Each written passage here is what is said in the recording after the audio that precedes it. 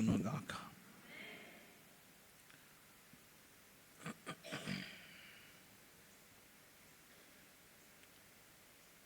దేవుడు గడిచిన దినాలన్నీ కూడా మన ఆత్మీయ జీవితాలను ఎంతగానో భద్రపరుస్తూ వస్తూ ఉన్నారు. ఆయన భద్రపరచబట్టే మనం దేవుని కాపుదలను అనుభవిస్తూ ఉన్నాం. ఆయన భద్రపరచకపోతే సైతానుడు ఎప్పుడో మనను బలహీనపరిచి అనేక రకములైన శోధనలతోని ఇబ్బందులతోని మనను పడగొట్టి మన మీద పెత్తనం చేసేవాడు. కానీ సైతాను చేత మనం ఓడించబడకుండా ఆత్మ చేత సమస్త కార్యాలను జయించటానికి దేవుడు ఉన్నతమైన కృపను ప్రభు మనకు దయచేశారు. ఆయన నామానికే మహిమ కలుగును గాక. హల్లెలూయా.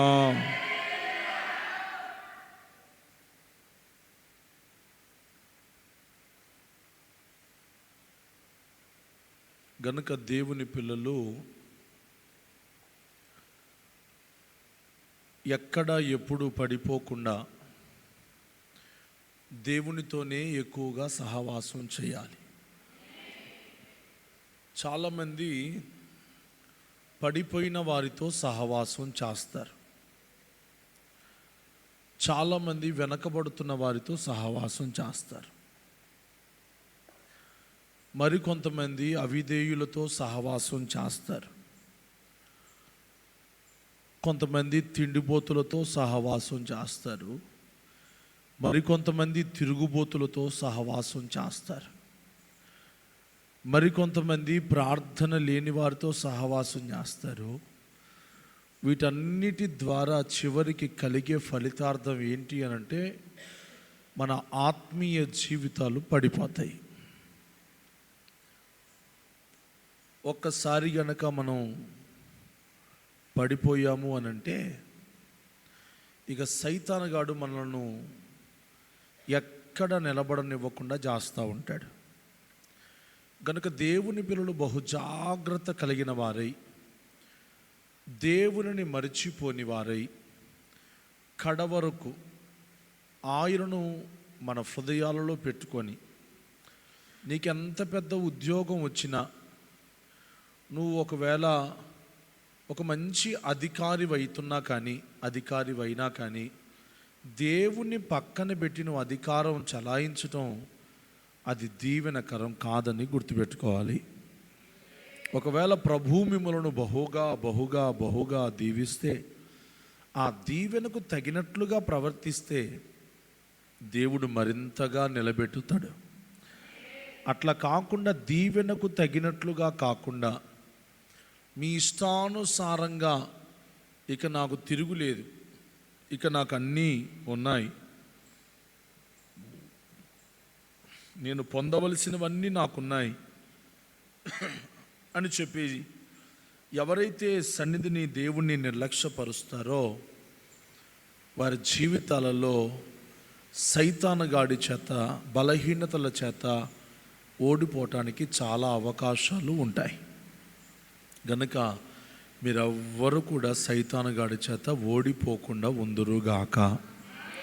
అందరూ ఆమేన్ అని చెప్పండి. హల్లెలూయా, హల్లెలూయా. గనుక మన ఆత్మీయ జీవితాలన్నీ సరిదిద్దుకొని ఈ శుద్ధీకరణ కూడికలు కేవలం ఎవరిని వారుగా శుద్ధీకరించుకోవటానికే ఈ శుద్ధీకరణ కూడికలను మన ఆత్మీయ తండ్రి మన కొరకు ఏర్పాటు చేశారు.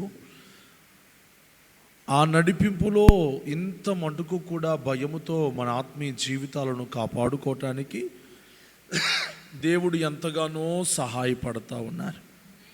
గనుక ఎవరిలో ఏ బలహీనతలు ఉండద్దయ్యా, మేమందరం పరిశుద్ధపరచబడాలని ఒకరి చేతిలో ఒకరు పట్టుకొని ప్రార్థన చేయండి. ఒక్క నిమిషం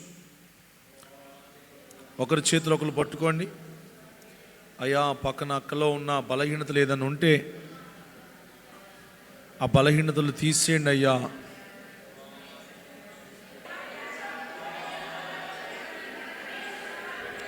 యేసయ్య నామమున అడుగుచున్నాము తండ్రి.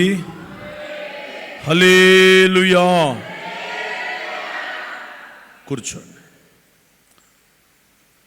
రోమీయులకు రాసిన పత్రిక, దానికంటే ముందుగా హెబ్రీయులకు రాసిన పత్రిక 2వ అధ్యాయం 2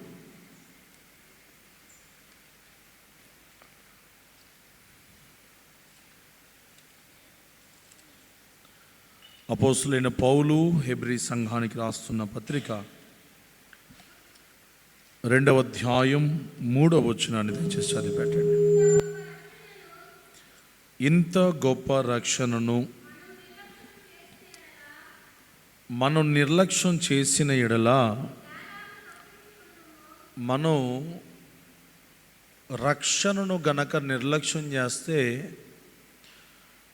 దేవుని ఉగ్రతలో నుంచి, దేవుని శాపము నుండి, నరకములో నుండి, సమస్యలలో నుండి, అప్పులలో నుండి, ఉపద్రవములలో నుండి, ఇరుకులలో నుండి ఎలాగు తప్పించుకుందుము?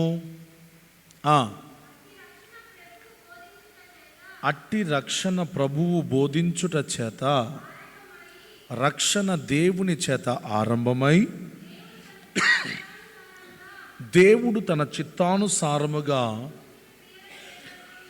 సూచక క్రియల చేతను, మహత్కార్యముల చేతను, నానా విధములైన అద్భుతముల చేతను, వివిధములైన పరిశుద్ధాత్మ వరములను అనుగ్రహించుట చేతను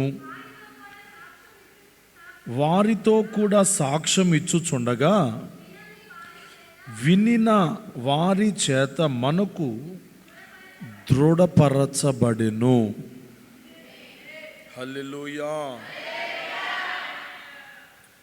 ఇక అందరూ నా వైపు చూస్తూ దేవుని వాక్యాన్ని ఆస్వాదించండి. ఈ రోజున చాలామంది బాప్తిస్మం అడిగి మరీ తీసుకుంటున్నారు. బాప్తిస్మం కావాలి అంటున్నారు. మరి బాప్తిస్మం తీసుకున్న నీవు, బాప్తిస్మం తీసుకున్న తర్వాత నీ జీవితం ఎలాగుంది అమ్మా? దైవజనుడు, నీకు ఇచ్చిన దైవజనుడు పరిశుద్ధుడే, కానీ నువ్వెలాగున్నావు?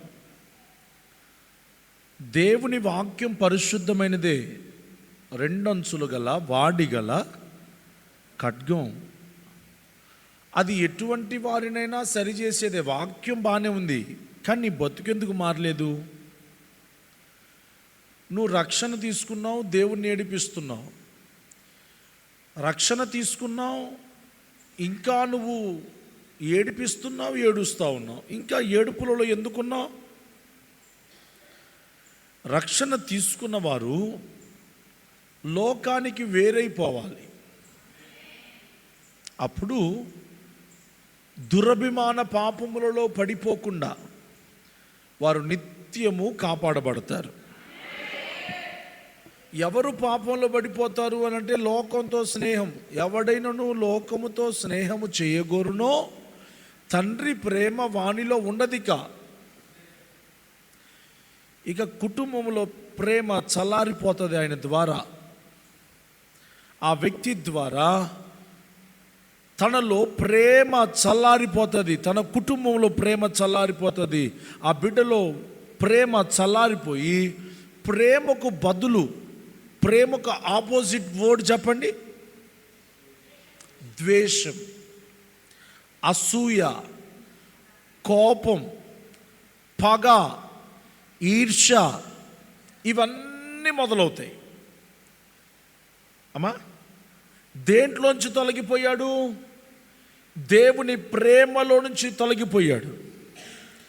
రక్షణ దేవుని ప్రేమకు సంకేతం, రక్షణ దేవుని ప్రేమకు సూచన.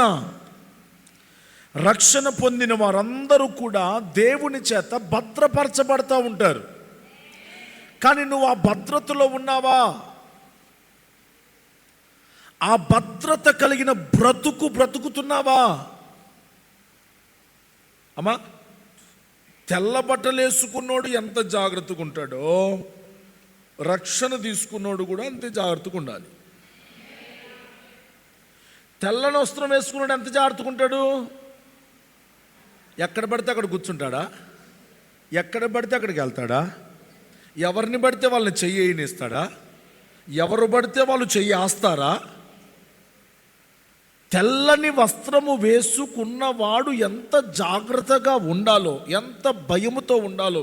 ఎక్కడ కూర్చున్నా ఇది అపవిత్రమైన స్థలం, ఇది మురికైన స్థలం, ఇది పరిశుద్ధత లేని స్థలం, ఇది మాసిపోయిన స్థలం, ఇది చీకటి స్థలం అని ఎట్లయితే తెల్లని వస్త్రము వేసుకున్నవాడు గుర్తిస్తాడో, రక్షణ తీసుకున్నవాడు కూడా ఏ స్థలంలో నిలబడ్డావో, ఏది మాట్లాడుతున్నావో, ఎవరితో మాట్లాడుతున్నావో, ఎవరితో స్నేహం చేస్తున్నావో, ఎవరి పొలానికి వెళ్తున్నావో, ఎవరి మాటలు వింటున్నావో, వాటన్నిటిని పసిగట్టుకొని అది నీ ఆత్మీయ జీవితానికి క్షేమమా కాదా గమనించుకొని బ్రతుకుతుండాలి. అదే రక్షణ. అమ్మా, ఆలకిస్తున్నారు అందరూ? ఒక తెల్లని వస్త్రం వేసుకున్నాడు ఎంత కాపాడుకుంటాడో, రక్షణ తీసుకున్నాడు అంత కాపాడుకోవాలి. కానీ ఈ రోజులలో బాప్తిస్మం తీసుకుంటున్నారు, బలలో చెయ్యేస్తున్నారు, తప్పుడు పనులన్నీ చేస్తున్నారు. ఏ బైబిల్లో ఏ మాట ఉన్నది? రక్షణ తీసుకొని పాపం చేయొచ్చంటే ఉందా బైబిల్లో? అంటే పాపం చేయటానికి లైసెన్స్ ఇచ్చాడు దేవుడు రక్షణ తీసుకొని? చెడు చేయటానికి లైసెన్స్ ఇచ్చాడా? అన్యాయంగా బతకడానికి లైసెన్స్ ఇచ్చాడా? అవిధేయతగా ఉండటానికి లైసెన్స్ ఇచ్చాడా? లేదు. ఒక బండికి లైసెన్స్ ఎందుకు ఇచ్చాడు? అందరిని గుద్దమనా, అందరిని చంపమనా? లైసెన్స్ ఎందుకు? అందరిని గుద్దటానికేనా? నువ్వు కారుకి లైసెన్స్ తీసుకున్నావా? ఎందుకు లైసెన్స్ ఎందుకు తీసుకున్నావు? పడతాడా, ఎవరిని పడితే వాడిని గుద్దటానికా? కాదు, జాగ్రత్తగా వెళ్ళటానికి. మరి దేవుడు నీకు రక్షణ అనే లైసెన్స్ ఇచ్చాడు, అది పాపం చేయటానికి వినియోగించొద్దు. ఈ రక్షణ అనే లైసెన్స్ దేవుడి రాజ్యానికి నువ్వు చేరటానికి దేవుడు మంచి లైసెన్స్ ఇచ్చాడు. లైసెన్స్ లేనోని పోలీసోడు ఎట్లా ఆపుతాడో, రక్షణ లేని వాడిని కూడా అపవాది ఆపేస్తాడు. రక్షణ లేనివాడు వాడు ఇక ప్రయాణం చేయలేడు. ఈ రోజున రక్షణ తీసుకున్నావు, నువ్వు ఎంత జాగ్రత్తగా ఉండాలి, ఎంత భయం కలిగి ఉండాలి. ఇది ఒక ఆత్మ సంబంధమైన ప్రయాణం. ఈ ప్రయాణంలో నన్ను నేను కాపాడుకోవాలి, ఇతరులను కాపాడాలి, నన్ను నేను రక్షించుకోవాలి, అనేకులను రక్షించాలి. ఈ రక్షణ దానికోసమే. కానీ రక్షణను గురించిన నిర్లక్ష్యం ఈ రోజున సార్వత్రిక సంఘములోనికి ప్రవేశించింది. ఎక్కడికి? సార్వత్రిక సంఘం, సారము కలిగిన సంఘం, పరిశుద్ధమైన సంఘం, దేవుడు కోరుకున్న సంఘం, దేవుడు ఎంపిక చేసుకున్న సంఘం, వధువు సంఘం. ఈ సంఘములోనికి నేటి దినాలలో ఏం ప్రవేశించింది అనంటే నిర్లక్ష్యం. ప్రార్థన అంటే నిర్లక్ష్యం, ఉపవాసం అంటే నిర్లక్ష్యం, బల్లారాధన అంటే నిర్లక్ష్యం, పరిశుద్ధ జీవితాన్ని గురించిన నిర్లక్ష్యం, ఆత్మీయ జీవితాన్ని గురించిన నిర్లక్ష్యం, నడకను గురించిన నిర్లక్ష్యం, ఆలోచనల గురించిన నిర్లక్ష్యం.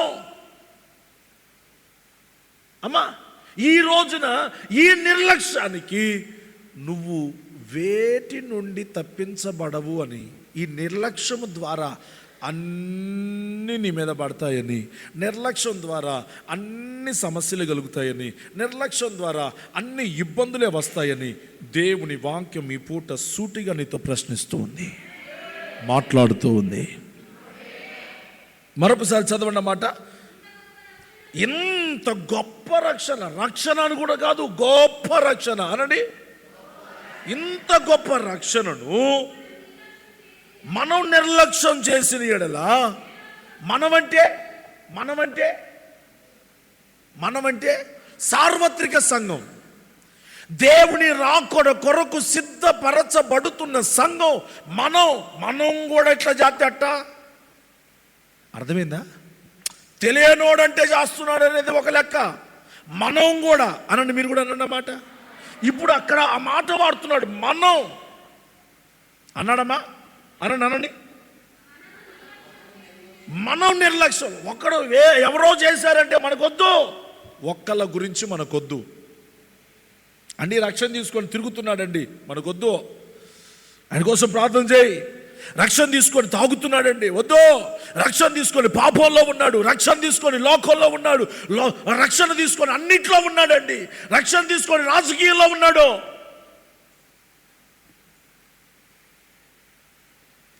దేవుని పిల్లలు రక్షణ తీసుకున్న తర్వాత నీతి తప్పిన పనులు ఏది చేయకూడదు.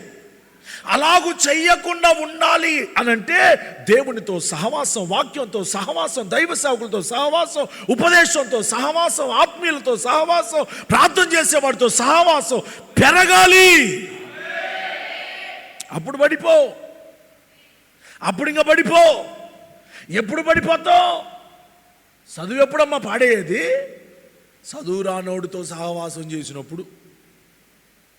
అమ్మా, ఆలస్యంగా వస్తున్న వాడిని చూసి నువ్వు కూడా ఆలస్యం నేర్చుకున్నప్పుడు,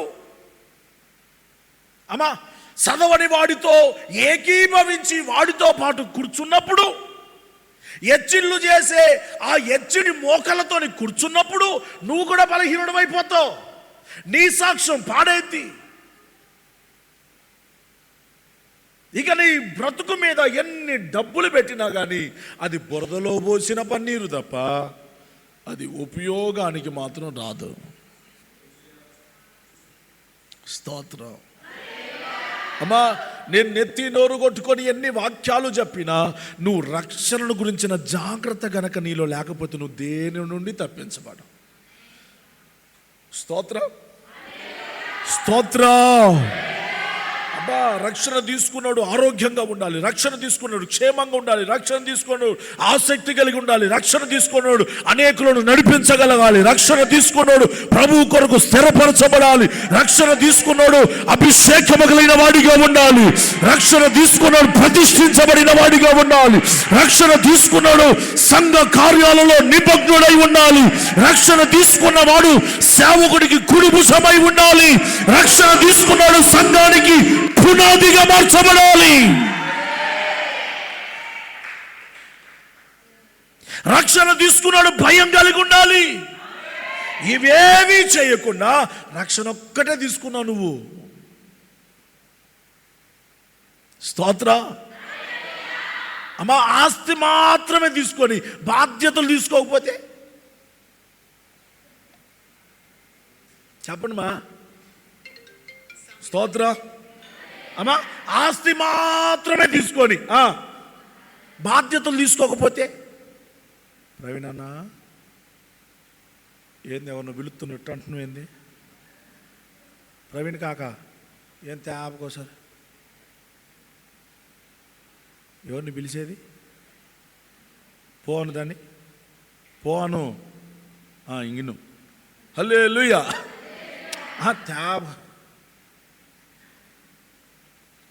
నన్నేమని రమ్మంటున్నామని నేను వద్దాం అనుకుంటున్నా మైకి ఇక్కడ పెట్టి.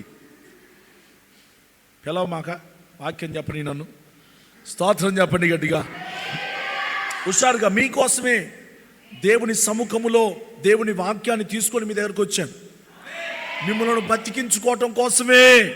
అమ్మా, ఈ రోజున సంఘములో కనపడేవారు రేపు దేవుని రాజ్యములో కనపడాలి.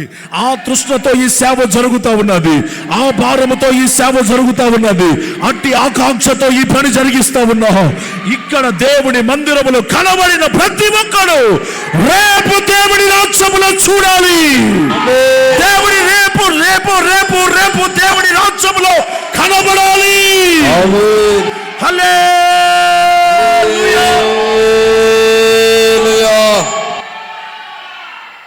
నిర్లక్ష్యంగా ఉండొద్దు. దండం పెట్టి చెప్తున్నా, నిర్లక్ష్యంగా ఉండొద్దు.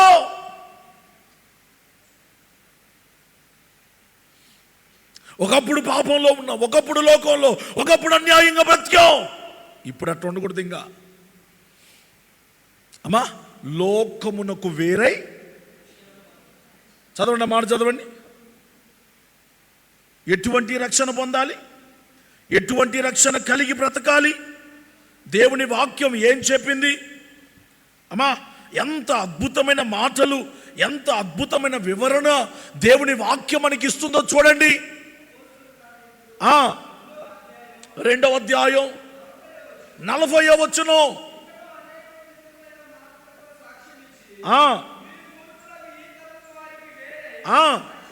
అది రక్షణ అంటే, రక్షణ తీసుకున్నాడు ఏం చేయాలి అంటే, మూర్ఖులకు ఈ తరము వారికి వేరైపోవాలి. ఈ తరం ఎటువంటి తరం? మూర్ఖ తరం. చెబితే వెందు, పెడితే తెందు. అన్ని దయ్యం పట్టిన చేస్తాలే, అన్ని కోతి చేస్తాలే. అమ్మా, వాళ్ళకి ఏదైనా చెప్పినామనుకో, మనిషికి వచ్చినంత కోపం వచ్చింది.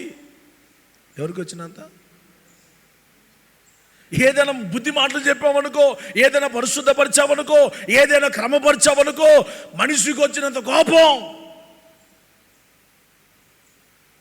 రక్షణ పొందిన వాడికి ఆ స్వభావం ఉండదు.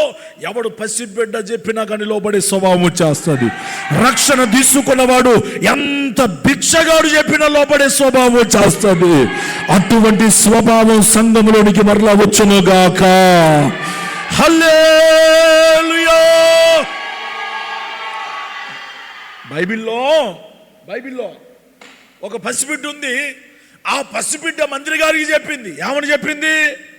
అయ్యా, దండం పెడతానైనా, నీకొచ్చిన రోగానికి వైద్యం దొరకదురా నాయనా, నువ్వు పోయి నీ యాజకుని దగ్గర, ఒక యాజకుడు ఉన్నాడు, ఆ యాజకుడి దగ్గర నిన్ను నువ్వు కనపరుచుకోవయ్యా.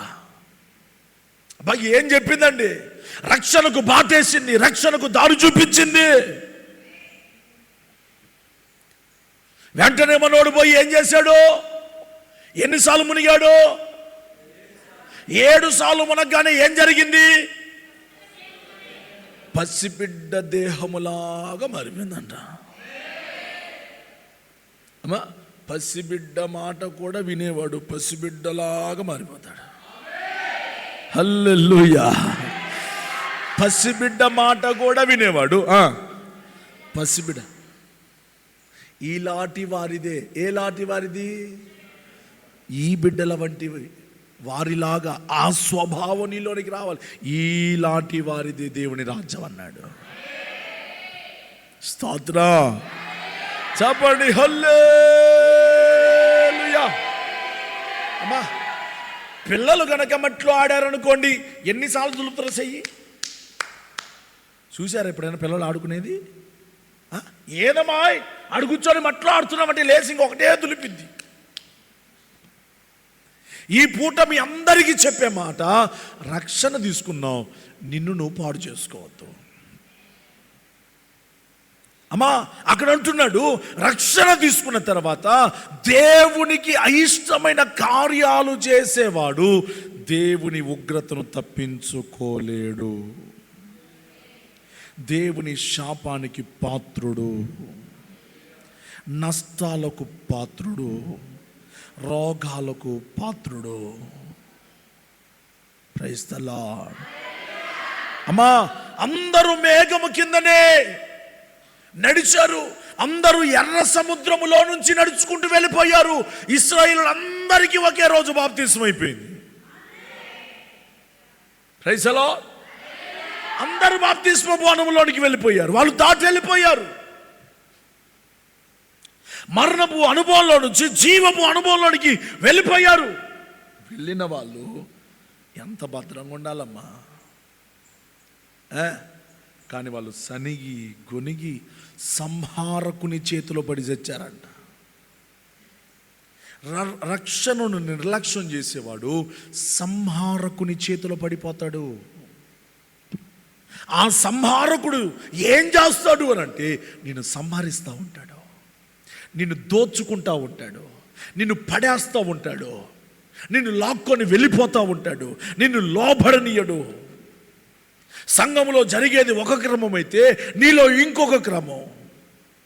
దైవజనుడు చెప్పే మాట ఒకటైతే నీలో ఇంకొక మాట విత్తుతాడు, ఇంకొక బీజం నాటుతాడు, ఇంకొక విత్తనం వేస్తాడు. నీలో ఉన్న గోధుమలను తీసివేసి గురుగులను నాటుతాడు.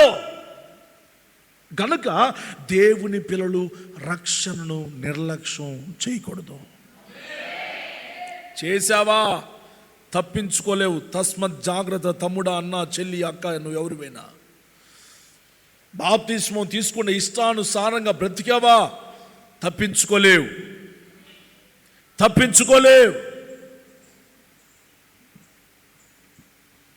బాప్తిస్మం తీసుకున్న తర్వాత వెళ్ళకూడని స్థలాలకు వెళ్ళకూడదు.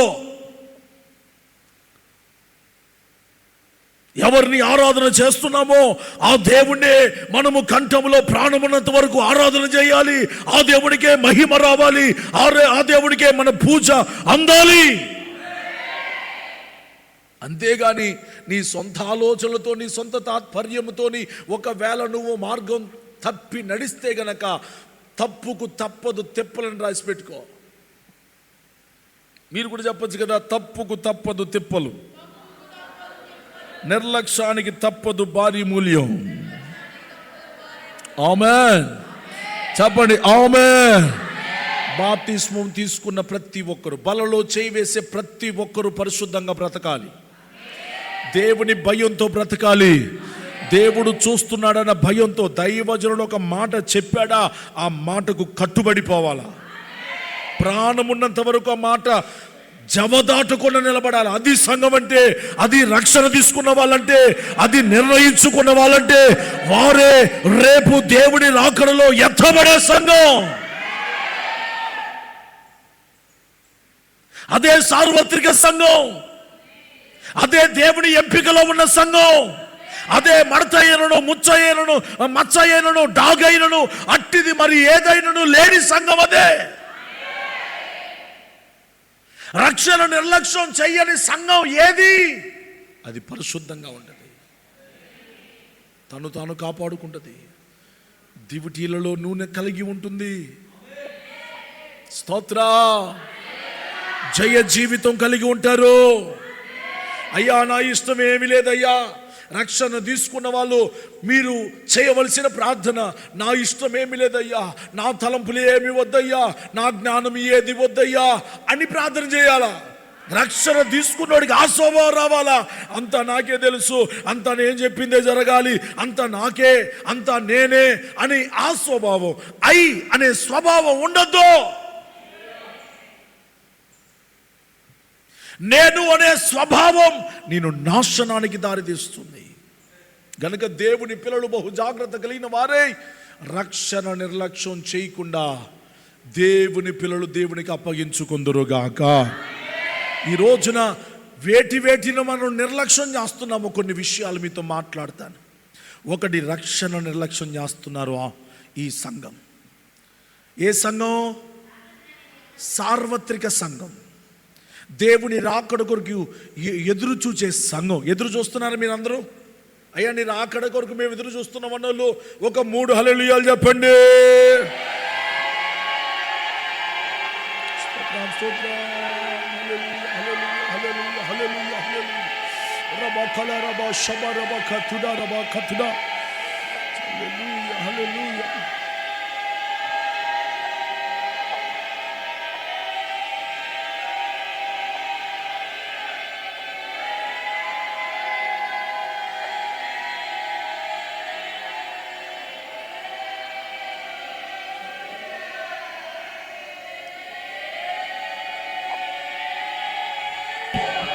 కాలేదా కాలేదా ఇంకా 3 ఇంతసేపు పట్టింది.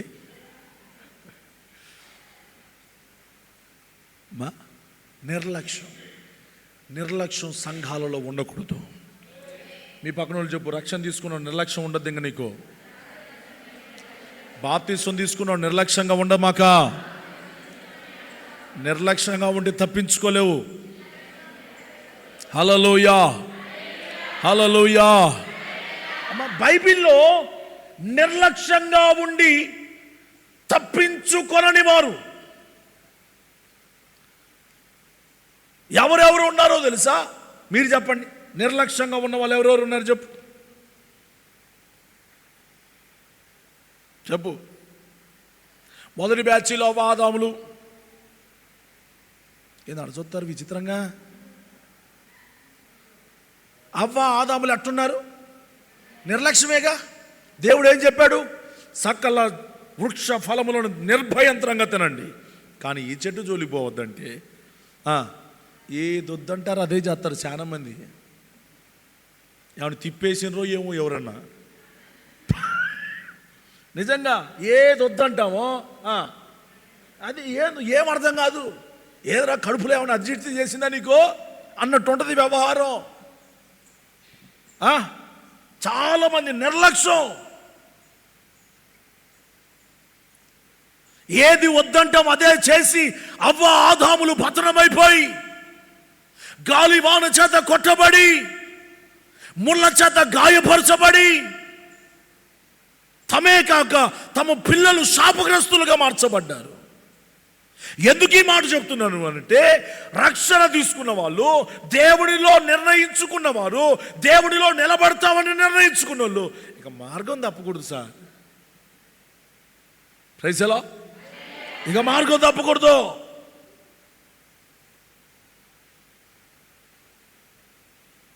ఇక అలాగూ చెప్పుకుంటూ పోతే చాలా మంది నిర్లక్ష్యంగా ఉండి, లోతు భార్య ఎంత నిర్లక్ష్యం, ఉప్పు స్తంభం అయిపోయి అంత నిర్లక్ష్యం. స్తోత్రం. సౌలు ఎంత నిర్లక్ష్యం అన్నా, జానపలన్నా సౌలు ఎంత నిర్లక్ష్యం, మామూలు నిర్లక్ష్యం కాదు. నయోమి ఎంత నిర్లక్ష్యం, చరక అవునా, ఎంత నిర్లక్ష్యంతో బెత్లెహేములో ఉండాల్సిన బతుకది యాడికొచ్చింది. నీకేం అవసరం, యాడుండాలి నువ్వు? మీదే ఊరమ్మా? మర్చిపోయినట్టుంది. ఏ ఊరు మీది? నీ గురజాలు ఏం పని? నీది రెంటాలా? అగో పిలుస్తున్నా, మళ్ళా పిలుస్తున్నావుగా, ఇట్లా అంటుండే త్యాపకో సార్. నేను రాను, వాక్యం చెప్పాలి, విను నువ్వు కూడా. స్తోత్రం. హల్లెలూయా. బెత్లెహేములో ఉండాల్సిన నీకు మోయాబులో ఏం పని అసలు నీకు? ఎక్కడుండాలి నువ్వు? ఏడ బతకాలి? కరువైనా, నష్టమైనా, ఉపద్రవమైనా, ఇబ్బంది అయినా, శ్రమ అయినా, అట్టిది మరి ఏదైనా బెత్లెహేమును విడిచిపెట్టకూడదు కదా. నిర్లక్ష్యం. సంసోనుతో దేవుడు ఏం చెప్పాడు? అరే నాయనా, నువ్వు మామూలుడి కాదయ్యా, నువ్వు ప్రతిష్ఠించబడినవాడివి, నువ్వు అందగాడివయ్యా, నువ్వు ఆరోగ్యవంతుడివి, నువ్వు కృప పొందిన వాడివయ్యా, నేను నా ద్వారా సృజించబడిన ఒక అద్భుతమైన సృష్టి నీవు అని ప్రభువే సంసోను గురించి మంచి సాక్ష్యం ఇస్తే, నిర్లక్ష్యంతో అయ్యా ఎవరు ఊళ్ళో పోయాడు? హలో, ఆడికి పోయాడు? దలీలా ఒడిలోకి వెళ్ళాడుగా, తిమ్నాతుకు వెళ్ళాడుగా, వెళ్ళకూడని స్థలానికి వెళ్ళాడుగా, చూడకూడని వాటిని దావీదు చూశాడుగా. నిర్లక్ష్యం. ఇలాగ చెప్పుకుంటూ పోతే బొచ్చడు మంది. వాళ్ళందరి పేర్లు ఎందుకు రాసిండు యేసయ్యా? ఇష్టం లేకనా? పాపాన్ని కప్పే స్వభావం ఆయనకి లేదు. పాపాన్ని పటాపంచలు చేస్తాడు యేసయ్య. రేపు మనం చేసే పాపం కూడా గోడల మీద ప్రకటించే రోజు ఒకటి రాబోతుంది. మనం చేసే దుర్నీతి, మనం చేసే అవిధేయత, మనం కలిగి ఉండిన ఆ దురభిమాన పాపములన్నీ కూడా రేపు గోడల మీద ప్రకటించే రోజు ఒకటి రాబోతుంది. రేపు గోడలు కేకలేకపోతున్నాయి, రేపు చెట్లు కేకలేకపోతున్నాయి. మంచి కూర్చో. స్తోత్ర, హల్లెలూయా. నువ్వు చేసే ప్రతిది కూడా సృష్టి అంతా గమనిస్తుంది. దేవుని పిల్లలు నిర్లక్ష్యాన్ని విడిచిపెట్టండి. మరొక మాట కూడా చదవండి. సంఖ్యాకాండం 11వ అధ్యాయం 20వ వచనం.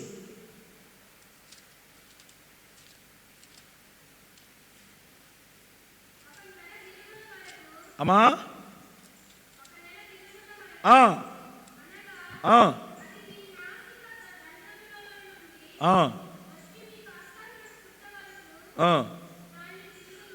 ఎలయనగా మీరు మీ మధ్యనున్న యెహోవాను నిర్లక్ష్యం చేసి ఆయన సన్నిధిని ఏడ్చి ఐగుప్తులో నుండి ఎందుకు వచ్చితమని అనుకొంటిరి. స్తోత్రం చెప్పండి గట్టిగా. అమ్మ, వీళ్ళు ఎవరు అనంటే దేవుని నిర్లక్ష్యం చేస్తున్న ప్రజలు. ఎవరిని? చాలామంది దేవుని సన్నిధిని, దేవుణ్ణి చాలా నిర్లక్ష్యం చేస్తూ ఉంటారు. దేవుడు అక్కడ ఆ మాట రాస్తున్నాడు కదా, ఇదిగో యెహోవాను నిర్లక్ష్యం చేసి ఆయన సన్నిధిని ఏడ్చి ఐగుప్తులో నుండి ఎందుకు వచ్చితిమనుకొంటిరి. స్తోత్ర, హల్లే.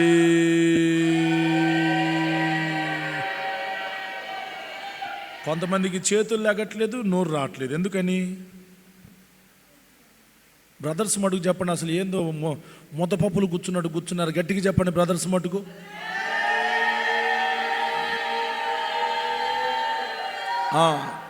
నిర్లక్ష్యం ఉండకూడదు. దేవుని సన్నిధిని గురించిన నిర్లక్ష్యం ఇశ్రాయేలులో చాలా ఉంది. ఏముంది?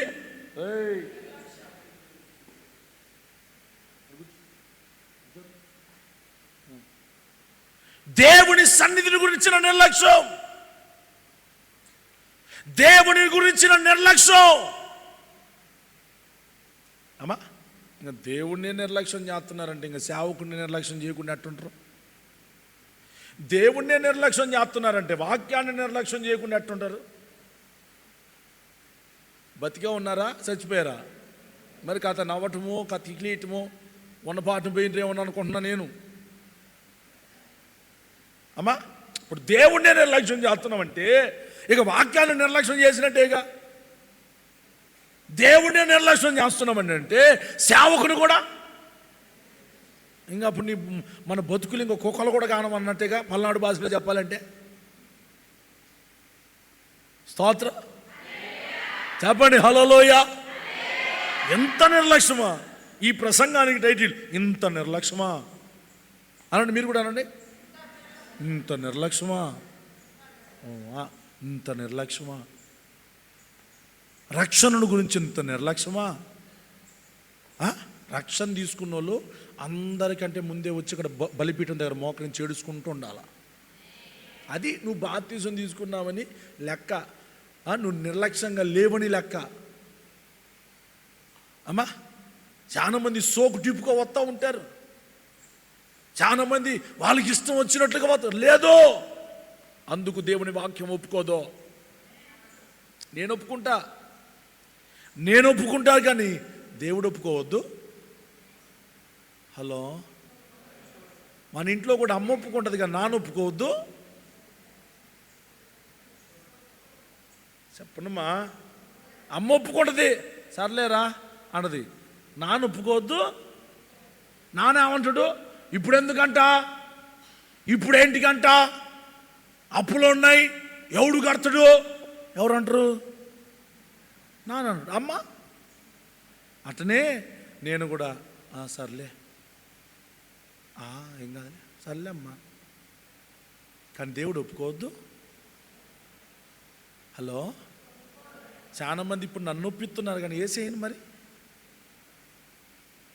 చెప్పండి. నన్ను ఒప్పిస్తున్నారు చాలామంది. మరి వాక్యాన్ని ఒప్పించండి. మరి దమ్ముంటే నేను వాక్యాన్ని ఒప్పించగలను, మెప్పించగలను అన్నోళ్ళు చేతులు ఎత్తండి.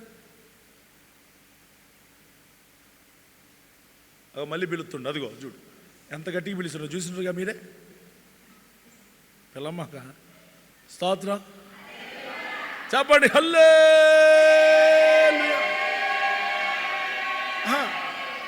నన్ను ఒప్పించచ్చు. ఏమని అన్న, నాకు కొంచెం షుగర్ ఉందన్న, నాకు కొంచెం బీపీ ఉందన్న, ఉపవాసం ఉండలేకపోవచ్చున్నానన్న అని నేనేమంటా దయతలిసి, సర్లే అమ్మ ఒక పూట ఉండలే అమ్మ. మరి వాక్యం ఏంది? వాక్యం ఏముంటుంది అది చెప్పండి. ఏంది? షుగర్ ఉందా?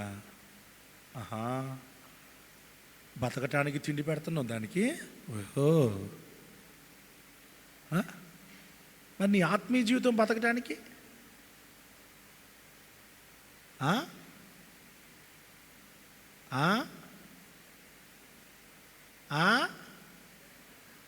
చెప్పరే అని దాని అర్థం. హేమోతక చెప్పు, అందరు చెప్పండి.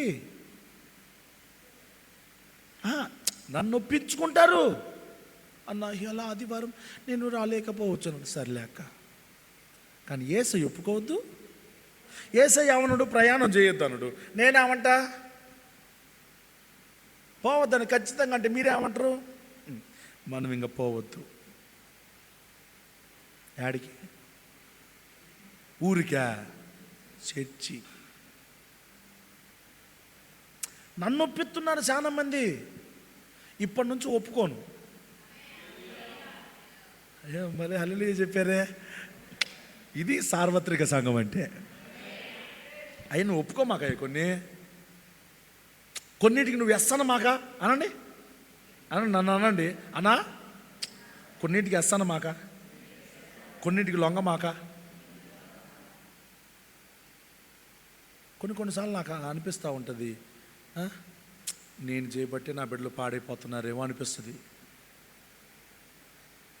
నేను ఖచ్చితంగా చెప్పిన అనుకున్నా పాడైపోతారా. ఇప్పుడు డాక్టర్ ఉన్నాడు అనుకో, ఖచ్చితంగా నువ్వు తింటే సత్తం అంటే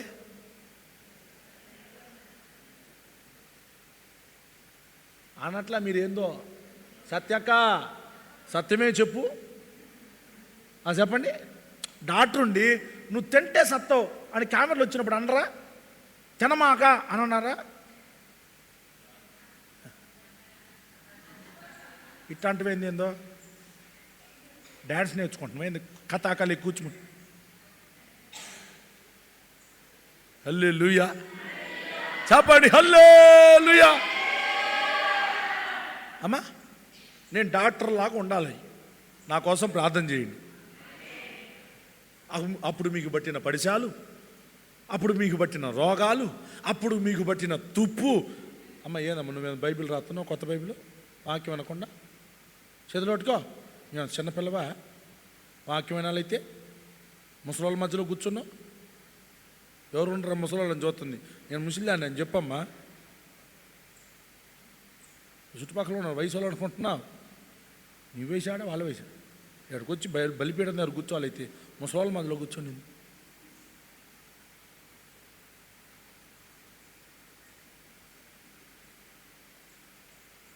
హల్లెలూయా చెప్పండి, హల్లే.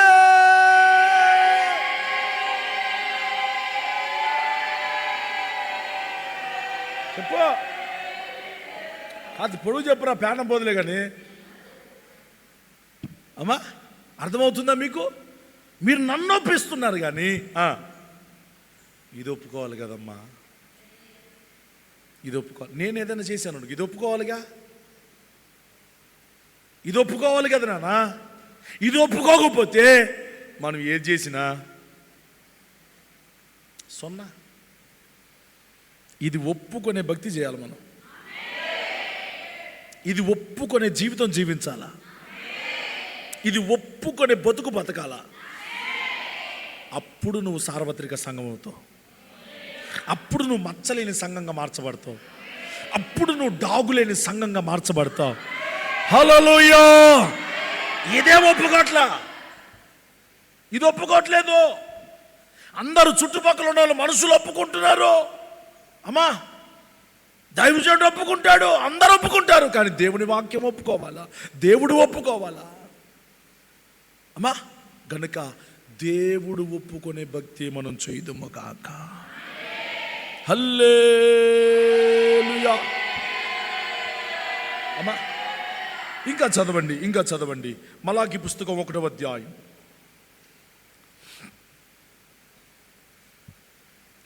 6వ వచనం దయచేసి చదివిపెట్టమా. కుమారుడు తన తండ్రిని గణపరచును కదా, దాసుడు తన యజమానుని గణపరచును కదా.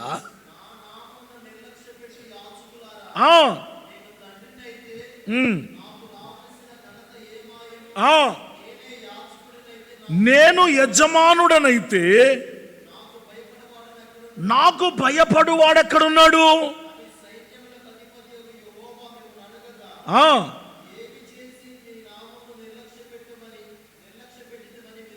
స్తోత్రం చెప్పండి గట్టిగా. హల్లెలూయా అమ్మా. ఈ రోజున లోకములో జరుగుతున్న యాజకత్వం, ఈ రోజున దేవుని బల్ల ఎదుట, దేవుని బలిపీఠము ఎదుట దేవుని పని చేస్తున్న యాజకులు దేవునిని నిర్లక్ష్యపరుస్తూ ఉన్నారట. ఎట్లా అంటే దేవుని బల్లను అపవిత్రపరుస్తున్నారట. ఏంటిది? దేవుని బల్లను కొంచెం గట్టిగానమ్మా, కొంచెం గట్టిగానమ్మా. ఏం చేస్తున్నారు? మీరు వండే వంటని ఎప్పుడైనా అపవిత్రపరిచారా? హలో, వండే వంటని ఎప్పుడైనా అపవిత్రపరిచారా? కానీ ఈ రోజులలో దేవుని బల్ల మీద సిద్ధపరచబడిన ఆహారాన్ని యాజకులు అపవిత్రపరుస్తున్నారు. యాజకుడే అపవిత్రపరుస్తున్నారు. ఈ రోజున యాజకులమైన మాతో కూడా ప్రభు మాట్లాడుతూ ఉన్నాడు. బల్ల అపవిత్రపరచబడకుండా మేము పరిశుద్ధంగా కాపాడాలి. హల్లెలూయా హల్లెలూయా. దేవుని పని చేస్తున్న ప్రతి ఒక్కరూ బల్లను అపవిత్రపరచకూడదు. చదవండి ఆ మాటలు, కింద మాటలు చదవండి. 7వ వచనం, నా బలిపీఠము మీద అపవిత్రమైన భోజనమును మీరు అర్పించుచు ఏమి చేసి నేను అపవిత్రపరచమని మీరు అందరూ యెహోవా భోజనపు బల్లను నీచపరచు చేతనే కదా. బలను ఏం చేస్తున్నామంట అంటే ఏం జరుగుతుందో తెలుసా అమ్మా? దేవుని శరీర రక్తాలు ఏమవుతున్నాయి తెలుసా? ఇక్కడికి వచ్చిన వారికి అమ్మా లోబడినోడికి కూడా బల్ల ఎత్తున్నాం. చెప్పండి. అవిధేయుడికి కూడా, దశంభాగం ఇయ్యనోడికి కూడా, దేవుని మందిరానికి రానోడికి కూడా మేమది చేయకూడదు. స్తోత్రం. మేమది చేయకూడదు. అది చేస్తే దేవుని బల్లను అవమానపరుస్తున్నాము అని అర్థం. ఇప్పుడు ఈ మాట ద్వారా మీరు కలగవలసిన జ్ఞానం ఏంటంటే, అయ్యా నన్ను బట్టి బల్ల అపవిత్రపరచబడకూడదయ్యా. నా విధేయతను బట్టి బల్ల అపవిత్రపరచబడకూడదు. నా విధేయతను బట్టి, నా మూర్ఖత్వాన్ని బట్టి, నా లోబడనొల్లని తనాన్ని బట్టి అయ్యా బల్ల అపవిత్రపరచబడకూడదయ్యా. Praise the lord. చెప్పండి హల్లెలూయా. అందుకనే మన ఆత్మీయ తండ్రి బల్ల ఇచ్చేటప్పుడు ముక్కు మోహం చూడకుండా ఈ నెల నీకు బల్ల ఇయ్యను, నువ్వు క్రమంగా వచ్చిన నాడు బల్ల తీసుకోవాలని ఎందుకనేది? బల్ల అపవిత్రం అవుతుంది కదా. బల్ల అపవిత్రమైతే మనం అందరం శాపగ్రస్తులం అవుతాం కదా అమ్మా. బైబిల్లో మొదటి యాజకుడు ఎవరు? అహరోను. అనండి అందరూ చెప్పండి. అహరోనికి ఎంతమంది కుమారులు? ఇద్దరు అనండి. ఎవరు వాళ్ళు? కొంచెం గట్టిగానమ్మా. నాదాబు అబీహులు. వాళ్ళట దేవుడు ఆజ్ఞాపింపని వేరొక అగ్ని అనండి. అందరూ మాట అనండి.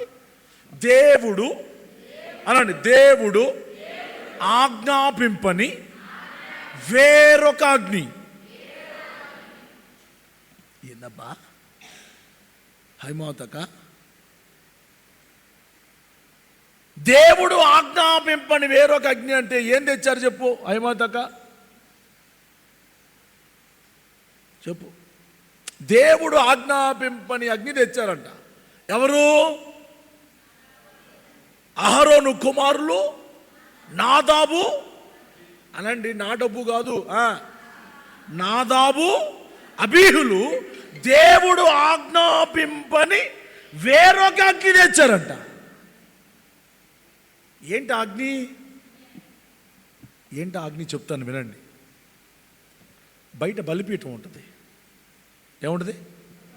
బలిపీఠం. ఇత్తడి బలిపీఠం ఉంటుంది. ఆ బలిపీఠం మీద ఎప్పుడు అగ్ని మండుతానే ఉంటుంది. ఏం జరిగింది? ఎప్పుడు అగ్ని మండుతానే ఉంటుంది. ఇప్పుడు ఇక్కడ దేవుని మందిరములోనికి వచ్చిన తర్వాత, దేవుని మందిరములోనికి రాగానే అక్కడ కూడా ఒక బలిపీఠం ఉన్నది. ఆ బలిపీఠం దగ్గర ఆ అగ్ని మండాలి అని అంటే బయట నుంచి ఆ బలిపీఠములోని నిప్పునే తీసుకొని లోపలికి రావాలి. కానీ ఏమైద్దిలే, ఏదో ఒక నిప్పేలే, ఏదో ఒకటి ధూపం వచ్చిద్దిలే, ఏ నిప్పు మీద సాంబ్రాణి పోసినా పొగొచ్చిద్దిలే అని చెప్పి దేవుడు ఆజ్ఞాపింపని వేరొక అగ్ని తెచ్చారంట. లేవియాకాండం 10వ అధ్యాయం 1వ వచనం చదవండి.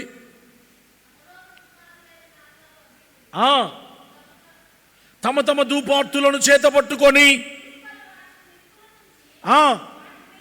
ఏముంచారంట? కొంచెం గట్టిగానంటమ్మా. నిప్పులు.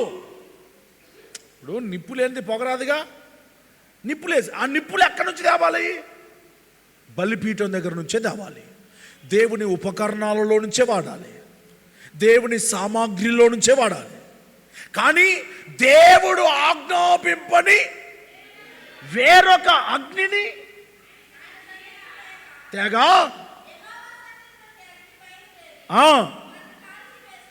ఏం చేసిందంట? ఎవరిని ఏమయ్యారు ఇప్పుడు వాళ్ళు? దేవుని అగ్నిలో కాలిపోయారు. ఈ పూట మీ అందరికీ దండం పెట్టి చెప్తున్న మాట, దేవుడు మీకు ఆజ్ఞాపింపని వాటిని చేయమాకండి. దేవుని వాక్యం మీకు చెప్పని వాటిని కొంచెం గట్టిగానండి చేయమాకండి. అమ్మా, దేవుని వాక్యం మనకి ఏది చెబుతున్నదో దాన్ని మనం చేయగలిగితే మనం దేవుని రాజ్యంలో కనపడతాం. ఈ బల్ల అప్పుడు నీకు దీవెనకరంగా అప్పుడు మారుతుంది. ఈ బల్లను బట్టి అప్పుడు దేవుడు సంతోషిస్తూ ఉంటాడు. మన సంఘంలో బల్ల పవిత్రపరచబడును గాక. బల్ల ఏమవ్వాలి అంటే అందరూ లోబడే వారే ఉండాలి. ఇక్కడ అందరూ అప్పగించుకునే వారే ఉండాలా. అందరూ దేవునితో సహవాసం చేసే వాళ్ళే ఉండాలా. అందరూ కుడిభుజాలుగానే ఉండాలా. అందరూ పని చేసే వాళ్ళుగానే ఉండాలా. అందరూ అభిషేకము కలిగిన వారిగానే ఉండాలా. అందరూ ప్రతిష్ఠించబడిన వారిగానే ఉండాలా. అందరూ ఒక పని కలిగి గురి కలిగి బతకాలి. హల్లెలూయా, హల్లెలూయా. ఎవరి ధూపాన్ని వాళ్ళు పట్టుకున్నారంట. తమ తమ ధూపార్తులను చేత పట్టుకొని వాటిలో నిప్పులుంచి ఇంకా ధూపం వేస్తున్నారంట. ఏ నిప్పు వేయాలా? ఏ నిప్పు వేయాలా? బలిపీఠములో కాలుతున్న నిప్పును తీసుకొని వచ్చే నువ్వు ధూపం వేయాలంటే దానితోనే వేయాలి. వేరొక అగ్ని తేకూడదా. వేరొక మనసు నీలోనికి రావద్దు. వేరొక గుణ లక్షణం నీలో ఏర్పడకూడదు. Praise the lord. చెప్పండి హల్లెలూయా. అమ్మా, కానీ ఈ రోజున చాలా మంది నిర్లక్ష్యం చేస్తూ ఉన్నారు.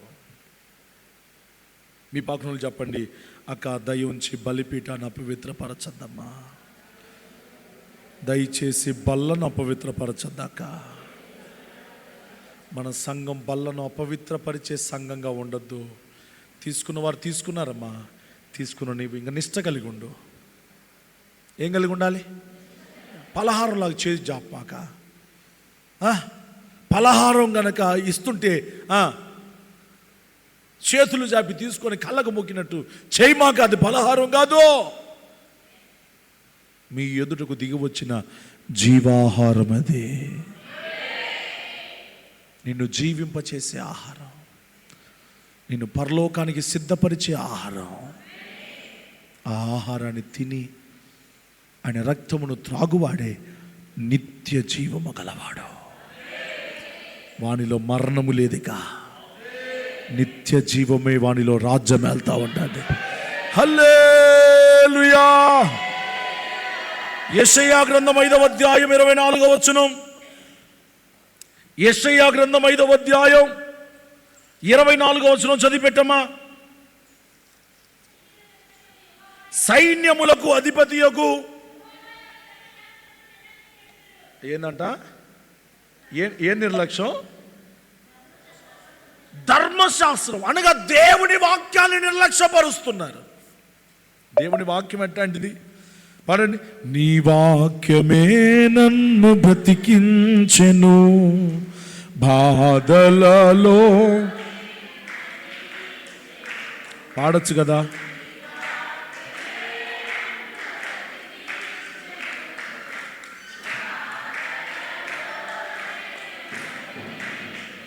గట్టిగా. కృపాశక్తి దయాశక్తి వాక్యమై ఉన్న యేసు వందనమయ్యా. కృపాశక్తి దయా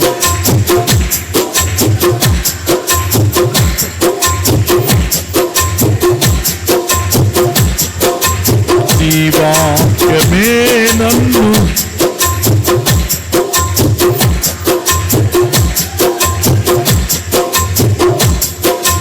శత్రువులను సర్వాంగ కవచమై యుద్ధమునకు సిద్ధమనసు ఇచ్చుచున్నది. ఎదుర్కొనే సర్వాంగ కవచమై యుద్ధమునకు సిద్ధమనసు అపవాదివేయుచున్న అగ్నిబాణములను అపవాదివేయుచున్న అగ్నిబాణములను ఖడ్గము వలె అడ్డుకొని ఆపివేయుచున్నది. ఖడ్గము వలె అడ్డుకొని ఆర్పివేయుచున్నది. ఈ వాక్యమే నన్ను పాడాలి బాధలలో. ఈ వాక్యమే నన్ను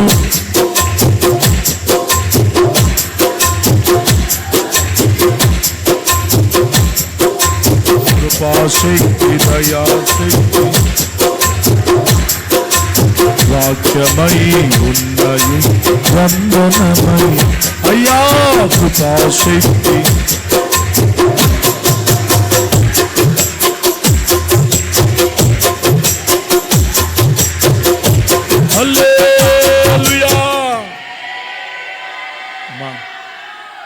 శక్తి దాచబడి ఉన్నది దేవుని వాక్యంలో.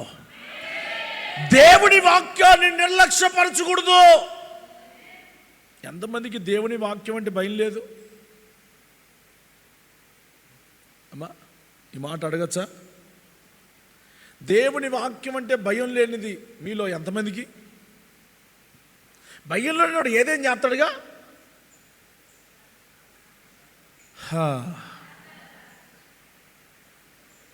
ఇవాళ ఆల్నెట్ కావాలేమో మీకు అందరికీ.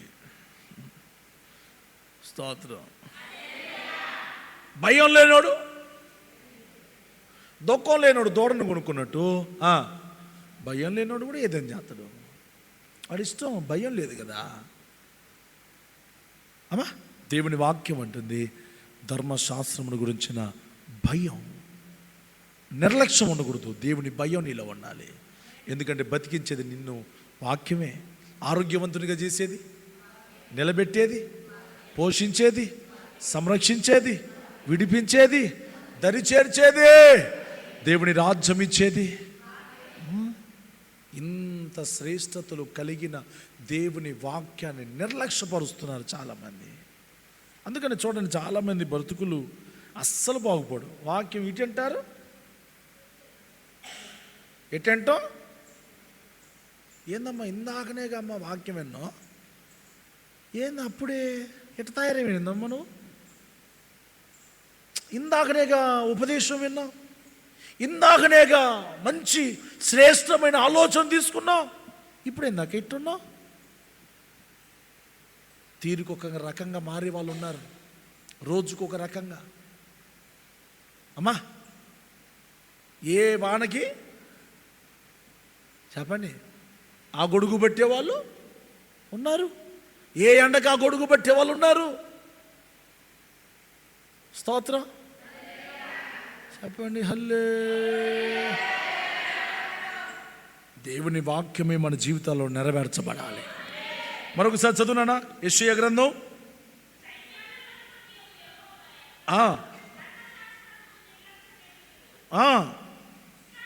ఇశ్రాయేలు యొక్క పరిశుద్ధ దేవుని వాక్కును తృణీకరించుదురు కాబట్టి అగ్ని జ్వాల కొయ్యకాలను కాల్చివేయబడినట్లు ఎండిన గడ్డి మంటలో భస్మమగునట్లు వారి వేరు కుళ్ళిపోవును, వారి పువ్వు ధూళి వలె పైకి ఎగరిపోవును.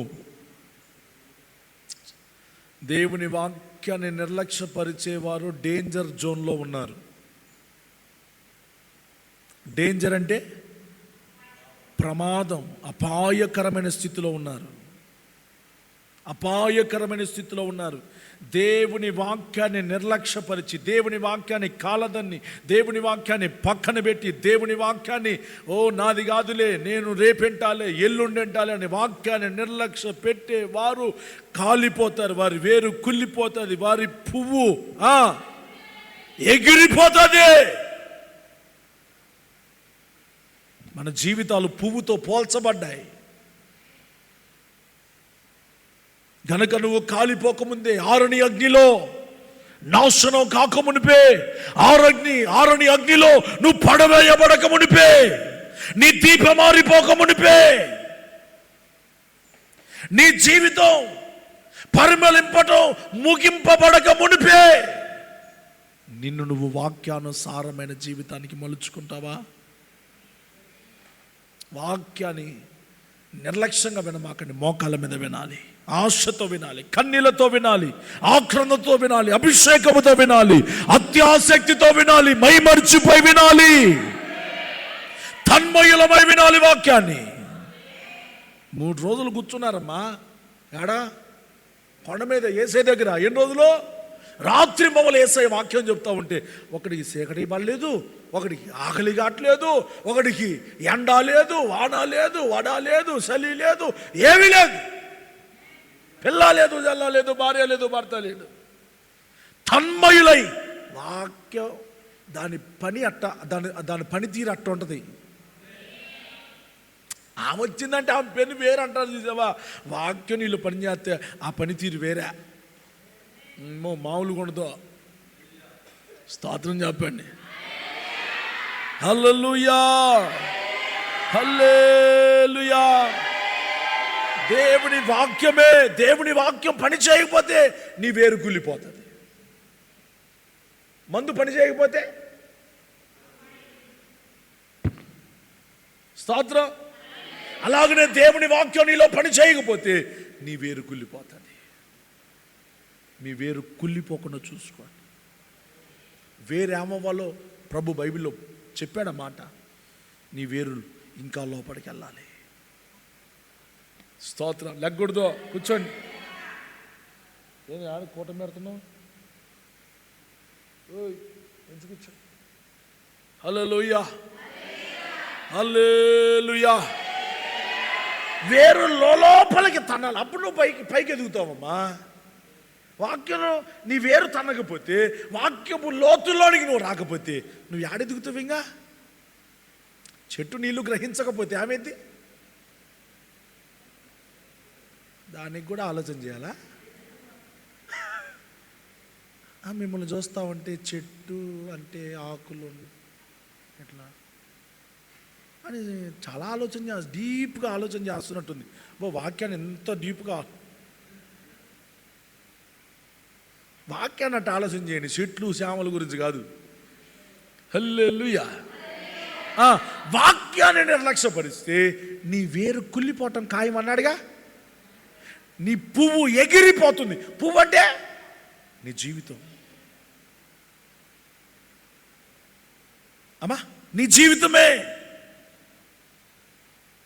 నువ్వు వాడిపోక మునిపే, నువ్వు రాలిపోక మునిపే, గాలికి ఎగిరిపోక మునిపే, గడ్డి పువ్వు లాంటిది మన జీవితం.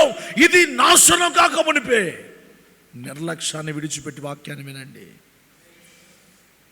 వాక్యం రాయాల్సింది గోడల మీద కాదు, వాక్యం ఉండాల్సింది గోడల మీద కాదు, వాక్యం ఉండాల్సింది బండ్ల మీద కాదు. వాక్యం నీ గుండెల్లో ఉండాలి, వాక్యం నీ నొసటన ఉండాలి. ద్వితీయోపదేశకాండం 6వ అధ్యాయం 6వ వచనం చదవండి త్వరగా. నేడు నేను నీకు ఆజ్ఞాపించుచున్న ఈ మాటలు నీ హృదయంలో ఉండాలి. నీవు నీ కుమారులకు వాటిని అభ్యసింపజేసి నీ ఇంట కూర్చుండున్నప్పుడును, త్రోవను నడుచునప్పుడును, పడుకున్నప్పుడును, లేచునప్పుడును వాటిని గురించే, వాక్యాన్ని గురించే మాట్లాడాలి. నేను అదే చేస్తున్నాను. చేతులు ఎత్తండి. నా ఇంట్లో ఎవరు ఏది చేస్తా ఉన్న వాక్యాన్ని మనం అది చేయకూడదు, దేవుని వాక్యం అది లేదు అని నేను హెచ్చరిస్తాను. చేతులు ఎత్తండి. ఇంకా పండగే మీ జీవితాలు. హల్లెలూయా. అట్ట కాదన్నా దేనికైనా సై అంటా అన్న చేతులు ఎత్తండి. నువ్వు దేనికైనా సై అంటే ఏ సయ్య నీ మీద ఉయ్యి అంటాడు, ఆ గొర్రెను కొయ్యి అంటాడు, పెట్టు పొయ్యి అంటాడు. అల్లే దేవుని వాక్యం నీ హృదయంలో ఉండాలి. అది నీ పిల్లలకు పడుకున్నా, లేచినా, కూర్చున్నా, నడిచినా, ఏది చేసినా నీ పిల్లలకు దాన్ని నేర్పిస్తూ ఉండాలి. ఏ నేర్పించాలా? అబ్బా, చాలామంది టక్కులు నేర్పిస్తున్నారు, తినటం నేర్పిస్తున్నారు, వండటం ఒరే వచ్చేది వండిద్దో లేదో వండటం నేర్పిస్తున్నారు, బండి నేర్పిస్తున్నారు, ఇంకా చెప్పండి అమ్మా, బతకడం నేర్పిస్తున్నారు. వీటికి అంటే ముఖ్యంగా వాక్యాన్ని నేర్పించండి. ఏ నేర్పించాలా? వాక్యం. అది కంఠాహారంగా వాళ్ళకి పెట్టు, ఇంకా గొలుసులు పెట్టే పనిలే.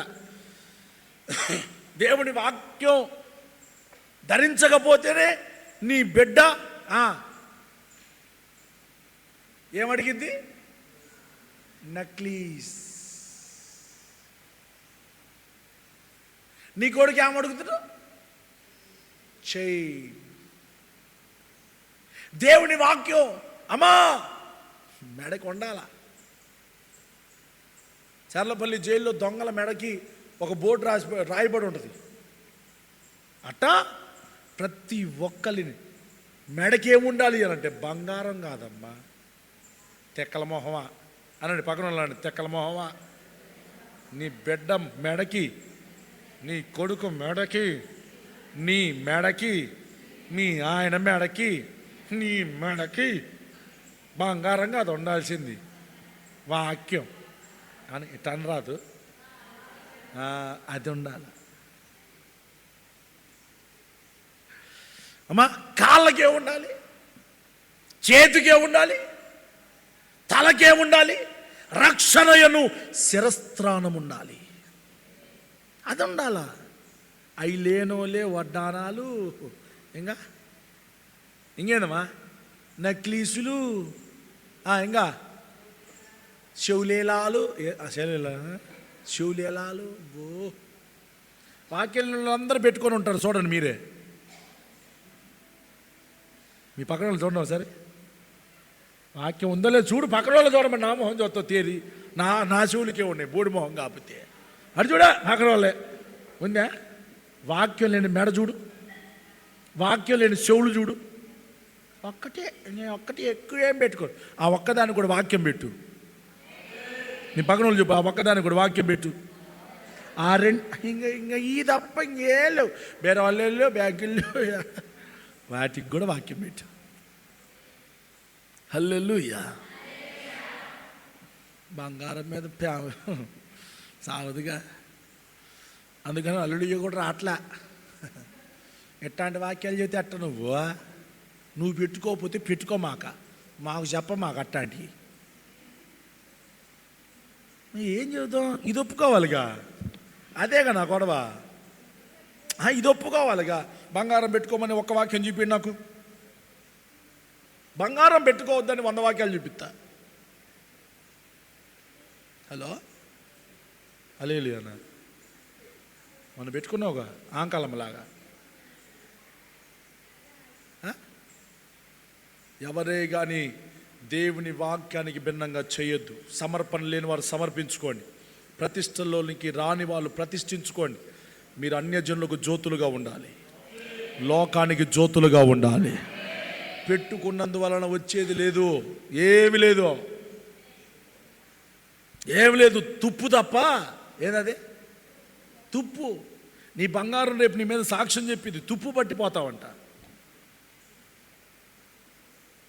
హల్లెలూయా. అదిగో చూడు, బంగారం పెట్టుకున్న హల్లెలూయా చెప్పట్లా. చెప్పండి హల్లెలూయా. ఒలిసేసి మర్యాదగా ఆ కానుకలు పెట్టి ఆడుందో చెప్పి ప్రార్థన చేయించుకోండి. దాంట్లో వేసి మర్యాదగా దాంట్లో వేయండి. దొంగలు పడకముందే, ఏసై కోప్పడకముందే దాంట్లో వేసి, అన్నా నాకు ఇంకొద్దులే అన్న, ఏదో నాకు వేసుకోవాలన్నా అక్కడ మనిషి రాట్లే. మొన్న ఒకడు గ్రౌండ్లో, ఎస్కేబిఆర్ కాలేజ్ గ్రౌండ్లో ఓ ప్యాకెట్ కొనుక్కున్నాడు. దాని మీద ఒక పక్క మొత్తం ఊడిపోయి పళ్ళన్నీ బయటపడిన బొమ్మ ఉంది దాని మీద. ఏందన్నదే? పెదాల కింద పెడతారమ్మా. వాడు ఎంత జ్ఞానవంతుడు తెలుసా?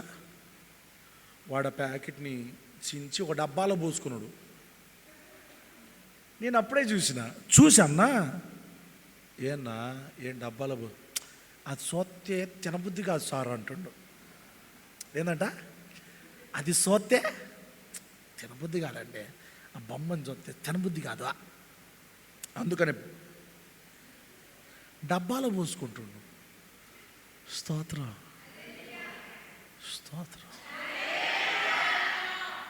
ఇప్పుడు నేను చెప్పే మాట నీకు పెట్టుకోబుద్ధి కాకూడదు. ఇప్పుడు పెట్టుకుంటే ఆయన గోల ఏదో ఒకటైనా కానీ ఎడ తెచ్చిపెట్టు, ఏమన్నా నేను భరిస్తా. కానీ నువ్వు యేసుని ధరించటమే కావాలి. హల్లెలూయా. బంగారాన్ని ధరించడం ముఖ్యమా, యేసుని ధరించడం ముఖ్యమా? ధరించు, ఆయన ధరించు. ఆయన ధరిస్తే నువ్వు నీతిమంతురాలు అయిపోతావు. బంగారం ధరించిన వాళ్ళు నీతిమంతులు అంటారా? అనరా? బంగారాన్ని ధరించిన వాళ్ళు పరిశుద్ధులు అంటారా?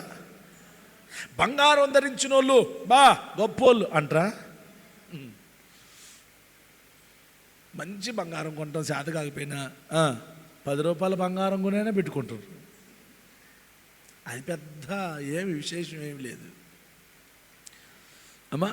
బంగారం రేట్లు పెరుగుతున్నాయని హైదరాబాద్లో ఖాళీ లేదంట. మనం పోయి చూసి వచ్చిన హైదరాబాద్ మొన్న పోయినా కదా, నిన్న ఆదివారం. బంగారం షాపులో ఖాళీ లేవు. Praise the Lord. బంగారం ఉండేవాడి దగ్గర ఉన్నాయి, మన దగ్గర కాదు ఉండాల్సింది. మనం పరిశుద్ధులం. దేవుని వాక్యమే మన మెడకు, మన చెవులకు, మన తలకు, మన కాళ్ళకు, మన నడుములకు అన్నిటికీ వాక్యమే మనకు ఆభరణముగా మార్చబడునుగాక. హల్లెలూయా. అమ్మా, ఎఫెసీ 5:15 ఏమన్నాడు? నేను ముగిస్తున్నాను. ఎఫెసీ 5:15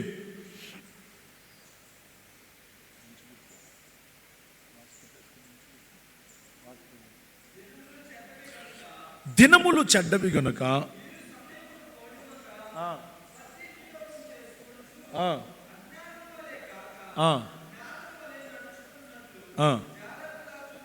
ఆమెన్ చెప్పండి. సమయం అంటే ఎంతమందికి నిర్లక్ష్యం అమ్మా? చాలా మనకి సమయాన్ని గురించిన నిర్లక్ష్యం.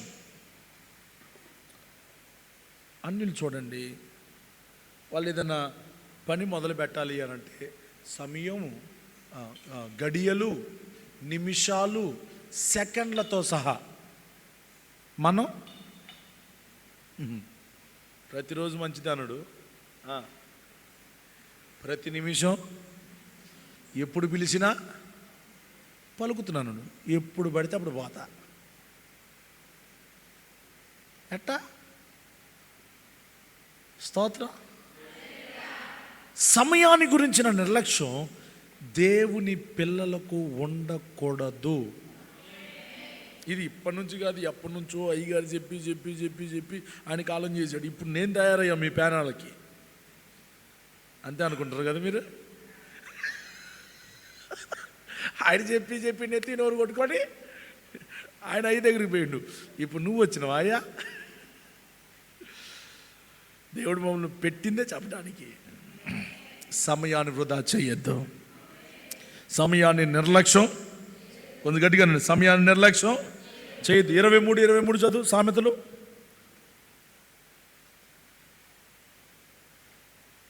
త్వరగా.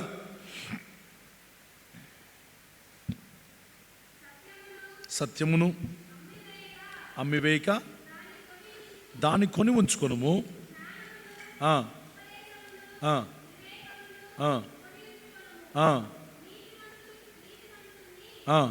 నీతిమంతుని తండ్రికి అధిక సంతోషము కలుగును, జ్ఞానము గలవాని కనినవాడు వాని వలన ఆనందము నొందును. మరొకసారి చదువుదాం. 23వ అధ్యాయం 23వ వచనం, 22వ వచనం, 22 నుంచి చదువుదాం. అందరం బైబిల్ చేతిలో పట్టుకోండి. అందరూ కళ్ళ ఎదుట పెట్టుకొని 23వ అధ్యాయం 22వ వచనం అందరూ కలిసి చదవండి. Ready, 1 2 3 go. నిన్ను కనిన నీ తండ్రి ఉపదేశమును అంగీకరించుము, నీ తల్లి ముదిమి యందు ఆమెను నిర్లక్ష్యం చేయకుము. సత్యమును అమ్మివేయక దాన్ని కొని ఉంచుకొనుము, జ్ఞానమును ఉపదేశమును వివేకమును కొని ఉంచుకొనుము. నీతిమంతుని తండ్రికి అధిక సంతోషము కలుగును, జ్ఞానము గలవానిని కనినవాడు వాని వలన ఆనందము నొందును. హల్లెలూయా. అమ్మా, దేన్ని నిర్లక్ష్యం చేయకూడదు? అక్కడ రాశాడు 22లో, నీ తల్లి ముదిమియందు అంటే ముసలితనమందు, వృద్ధాప్యమందు. అమ్మా, వృద్ధాప్యములో ఉన్న ఏ తల్లిని కూడా దేవుని పిల్లలు నిర్లక్ష్యం చేయకూడదు. ఆమేన్ చెప్పండి గట్టిగా. ఈ రోజున సంఘాలలోనికి ప్రవేశించింది ఏంటి? నిర్లక్ష్యం. అనండి అందరు గట్టిగానండి. ఏమేమి నిర్లక్ష్యం చేస్తున్నారు చెప్పండి. ఇంకా రక్షణ, దేవుని సన్నిధి, దేవుని నామం, దేవుని వాక్యం, సమయం, చెప్పండి, తల్లి. అమ్మా, దేవుని వాక్యం ఏమంటుంది అనంటే, ముదిమి వచ్చు వరకు నేను నిన్ను ఎత్తుకుని వాడను నేనే, తల వెంట్రుకలు నెరయు వరకు నిన్ను ఎత్తుకొనుచు ముద్దాడు వాడను నేనే. దేవుడు ఎంత ప్రేమిస్తున్నాడు. దేవుని వాక్యం కలిగిన వారు కూడా అటువంటి ప్రేమ కలిగి ఉందురుగాక. తల్లిని ముదిమి, అమ్మా, తల్లి యొక్క ముదిమి వచ్చిన తర్వాత ఆమెను ఎవ్వరు నిర్లక్ష్యం చేయకూడదు. అమ్మా, ఆస్తిని పంచుకోవాలి కానీ తల్లిని పంచుకోకూడదు. మీరు దేనికి స్పందించట్లేదు? ఆస్తిని పంచుకో, తప్పులేదు, హెచ్చు తగ్గు లేకుండా ఆస్తిని పంచుకో, కానీ తల్లిని పంచొద్దు. ఒక నెల మీ ఇంట్లో తల్లిని పంచొద్దు. ఆమె పలహారం కాదు పంచడానికి. స్తోత్రం. పంచకూడదు. ముదిమి యందు నీ తల్లిని నిర్లక్ష్యం చేస్తే దేవుడు నిన్ను కూడా నిర్లక్ష్యం చేస్తాడు. రేపు నీ పిల్లలు చూస్తారుగా, చూసినప్పుడు ఏం చేస్తారు? వాళ్ళు కూడా మమ్మీ మమ్మీ మమ్మీ మీ మమ్మీని మీ మమ్మీని నువ్వు వెట్ట చేసావో మా మమ్మీని మేమట్టనే చేస్తాము అని చెప్పి వాళ్ళు కూడా కంకణం కట్టుకొని వాళ్ళ మమ్మీకి చేసింది వీళ్ళ మమ్మీకి చేస్తారు. స్తోత్రం. హల్లే. అందుకని మీ మమ్మీలని ఎవరే కానీ తెక్కలదో బొక్కలదో, పిచ్చిదో మంచిదో,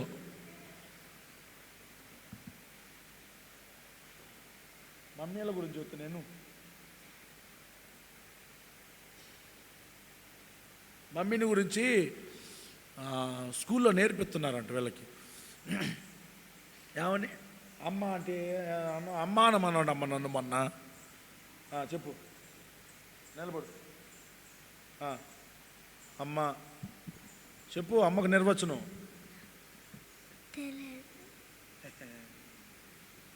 అమ్మకు నిర్వచనం చెప్పమంటే తెలియదు అంటుంది. నన్ను అనమన్నావుగా అమ్మ అని. అమ్మ భాష తేనె ఊట. అమ్మ భాష తేనె ఊట అంట. నేనేమన్నానంటే నన్ను అమ్మ అనమన్నాడు. అమ్మ అన్న. అమ్మ భాష తేనె ఊట అను. నేనన్నా అమ్మ అను, నువ్వు అను అన్నా. అమ్మ మాట వినని వాడిలో నేను ఒకడిని అని చెప్పు అన్నా. అమ్మా, ఈ రోజున తల్లిని ఏడిపించి ఎర్రమను చేస్తున్నారు భ్రష్టులు. వాక్యం తెలియని వారు కాదు, తెలిసినోళ్ళే. వాక్యం చెప్పండి. మీకేం కడుపులు తిప్పింది? మీరు కూడా అదే పాపతే? మీకు కూడా ఏదో విరోచనాలు అవుతున్నట్టే ఉన్నట్టుందిగా. తల్లిని చూసుకో, ఆమె ఈ ఆడవటం నీకు మంచిది కాదు. చాలా మంది తల్లిని చిన్నోడు చూస్తే వారోరు, పెద్దోడు చూస్తే వారోరు, బిడ్డ చూస్తే మరి ఇంకా ఆమె ఆడ బతకాలా? నీ చావు నువ్వు చావు రాదు. మా కొంపల మీద మాది మాకే కట్టం. ఏంది కట్టం? నిన్ను ఎప్పుడైనా అన్నదా? నిన్ను పెంచేటప్పుడు అన్నదా కట్టమని? మరి నువ్వు అంటున్నావే సిగ్గులేక. నన్ను తిట్టనియండి, కడుపులో మసులుతా ఉండదని. ఏందో నాకు బాగా కడుపులో నొప్పి ఎక్కువ ఆట. సిగ్గు లేదు. తల్లిని ప్రేమించకపోతే బైబిల్ పట్టుకోమాక. దానికి వాక్యాలు ఏంది? దానికి ప్రతిదానికి ఒక వాక్యం ఉంది. నిన్ను వల్ల నీ పొరుగు వాడిని ప్రేమించు అని. సమోసాలు తినుకుంటూ బాగా ఇద్దరు ఎదురు బదులు కూర్చొని సమోసాలు తింటుండే ఒకడు బాగా. సమోసాలు, గొట్టాలు, బూరెలు, గారెలు, చక్రాలు ఏది వచ్చినా మంచిగా తింటున్నాడు. ఎదురోడు కూర్చొని అంటున్నాడు నిన్ను వల్ల నీ పొరుగు వాడిని ప్రేమించు అంటుండు.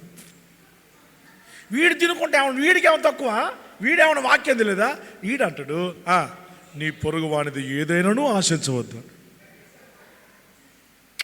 వాక్యం సమాప్తయామి. దేవుని వాక్యం ఏం చెప్తుంది? ముదిమి వచ్చే స్థితిలో, ముసలితనములో నీ తల్లిని నిర్లక్ష్యం చేయొద్దు. దానికి ఇంకొక వాక్యం ఏందో తెలిసిన? ఇంకొక వాక్యం ఏం చెబుతారో తెలుసా? చెప్పు. నా తల్లిని ఎవడు నా తండ్రి, ఎవడు నా తల్లి? అమ్మా, పరలోకమందున్న నా తండ్రి చిత్త ప్రకారము చెయ్యువాడే. అబ్బా, నీకంత సీన్ లేదు లేరా? ఒత్తత మాటలు చెప్పమాకలేరా? Useless fellow. వాక్యం పట్టుకున్నావు, వాక్యాన్ని నీకు ఇష్టం వచ్చినట్టు తిప్పితే అట్టా?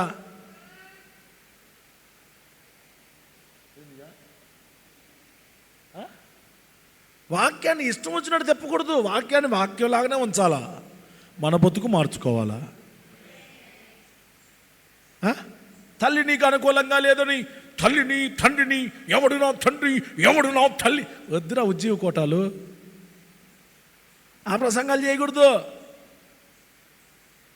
అది నరకానికి తీసుకొని పోతుందా ఆ ప్రసంగాలు? చాలామంది తల్లులను ద్వేషిస్తూ ఉన్నారు. ఆడపిల్లలు కూడా భయం లేక, నువ్వు చెప్పేదేంది ఎరా ప్రణీత్, నువ్వు చెప్పేదేంది, నాకే అంత తెలుసు. మీ అమ్మ నిన్ను కనదా, నువ్వు మీ అమ్మను కనవా? చెప్పారా? మీ అమ్మ నిన్ను కనదా, నువ్వే మీ అమ్మను కనవా? మరి ఇప్పుడు ఎవరికి బాగా తెలుసు? మరి మీరేమంటారు? నాకే, నేనే. స్తోత్ర. ఇవన్నీ అని బైబిల్ పట్టుకోవటం అది నిర్లక్ష్యం. స్తోత్రం చెప్పండి గట్టిగా. ఎవరే కానీ నిర్లక్ష్యంగా ఉండదు. మీ పక్కన వాళ్ళు చెప్పండి, నిర్లక్ష్యంగా ఉండమాకు. తల్లిని తండ్రిని అందరిని ప్రేమించుకో. ఉన్నప్పుడే వాళ్ళని ముందు, అమ్మా ఉదయం లెగ్గానే ముందు తల్లిదండ్రులకు వందనాలు చెప్పాలా పిల్లలు. స్తోత్రం. మీరందరూ పిల్లలేనా? పెద్ద అమ్మ కనపడగానే ఏం చేయాలా? రత్నం అక్క కనపడగానే పిల్లలందరూ ఏం చేయాలా? షాలోం అమ్మా, నాకు ఈ స్థితిని ఇచ్చినందుకు షాలోం అంటున్నారా? లేకపోతే పో పో. స్తోత్ర. నవీనా, తల్లిగారికి వందనాలు ఏమైనా ఉందా ఉదయాన్నే? గుడ్డి నొప్పి అంటావు, అది నొప్పి అంట, ఇది నొప్పి అంట అనగాకరి. హైమావతి బిడ్డ ఏం పేరు? జాహ్నవి. అమ్మని మంచి చూసుకుంటున్నావా? ఏడిపించారు మనం చేస్తున్నావా? ఇద్దరికి తలకాయ తోక రెండు కట్ చేస్తా. దేవుని పిల్లలు భయం కలిగి ఉండాలి, మాదిరికరంగా ఉండాలి. స్తోత్రం చెప్పండి గట్టిగాను. అమ్మా ద్వితీయోపదేశకాండం 27:16 చదివిపెట్టు, ముగిస్తా. ద్వితీయోపదేశకాండం 27:16 తన తండ్రినైనను తన తల్లినైనను నిర్లక్ష్యం చేయువాడు. అరే ప్రణీత్ చదువురా మాట, నువ్వు రాజా చదువు, మంచి చదువు.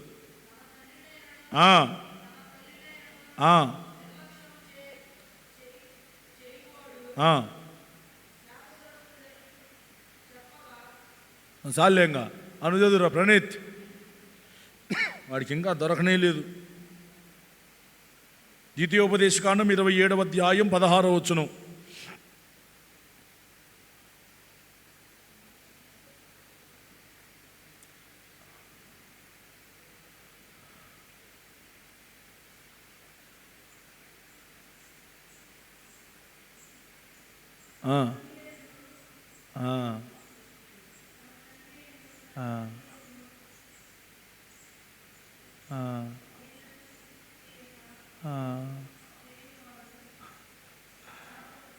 చాలే, స్తోత్రం చెప్పండి. అమ్మా తల్లి తెక్కల్ని కానీ దేవుడిచ్చిండు. లేనోళ్ళని అడుగు ఆ బాధ ఎట్టుంటుందో. తండ్రి లేనోడిని అడుగమ్మా, తండ్రి లేని బాధ ఎట్టుంటుందో. నీకు ఉంచుకొని మదం ఎక్కువ, నీకు పొగరు ఎక్కువ, గర్వం ఎక్కువ, నీకు అతిశయం ఎక్కువ. స్తోత్రం చెప్పండి హల్లెలూయా. చాలామందికి పెత్తనాలు ఎక్కువ, లేనిపోని చాసలు ఎక్కువ. అందుకనే చాలామందికి దరిద్రత పోదో. ఉన్నప్పుడే తల్లిని బంగారంలాగా చూసుకోండి. అవసరమైతే ఆమెకు ఒక ఇల్లు కట్టియండి. ఒక్కతేగా ఉన్నదనుకోండి, ఆమెకు ఒక ఇల్లు కట్టుకేయండి. మంచిగా ఒక గది చేసి, అమ్మ మంచిగా ఉండు, టైంకి ఒక ముద్ద తినో అని చెప్పి ఆమెను మంచిగా బలపరచండి. అంతేగాని అమ్మా ఆస్తులు పంచుకున్నట్టుగా తల్లిని పంచుకొని అందరిని నిర్లక్ష్యపరిచినట్లుగా తల్లిని నిర్లక్ష్యపరిచే వాడి జీవితం శపించబడుతుంది, శాపగ్రస్తులు అవుతారు. అది నేనైనా నువ్వైనా. నాకు వేరొక బైబిల్ లేదుగా చెప్పరే. నాకు వేరొక బైబిల్ ఏమనుందా? రిస్కిలాక నాకు ఒక బైబిల్ ఉందా? మీకు ఒక బైబిల్, నాకు ఒక బైబిల్, అందరికి ఒకటే. ఇది పట్టుకున్న మనం జాగ్రత్తగా ప్రేమ కలిగి నిర్లక్ష్యాన్ని విడిచి మనం దేవుని కృపలో కొనసాగుతూ ఉండాలి. మోకరించండి, ప్రార్థన చేసుకుందాం.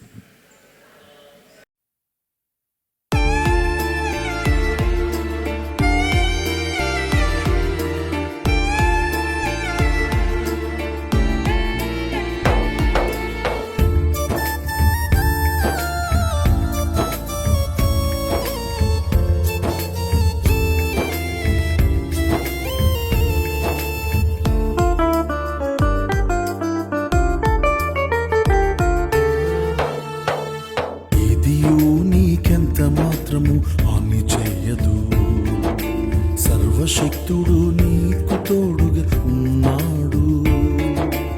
ఏదియూ నీకెంత మాత్రము హాని చేయదు, సర్వశక్తుడు నీకు తోడుగా ఉన్నాడు.